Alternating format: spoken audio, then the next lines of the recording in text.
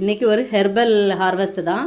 First இருக்குது பொடுதலை, ரெண்டாவது இருக்குது என்ன அப்படின்னா செம்பருத்தி இலை, பூவு எல்லாம் பறிச்சிருக்கேன். இவ்வளோ இருக்குது ரெட் கலர் செம்பருத்தி, அதோட இலைகள். மூணாவது பார்த்திங்க அப்படின்னா கற்பூரவள்ளி இலைகள். இந்த முறை நல்லா பெருசு பெருசாகவே வந்தது, நல்லா உரம் கொடுத்ததுனால பெருசாக இருந்தது. இது கொஞ்சம் ரோஸ்மேரி இலைகள், அந்த செடியில் அடியில் இருக்கிற முத்தின இலைகள் எல்லாத்தையுமே பறித்து எடுத்து வச்சுருக்கேன். அடுத்தது கொஞ்சம் சிவப்பு பொன்னாங்கண்ணி கீரை எடுத்திருக்கேன்.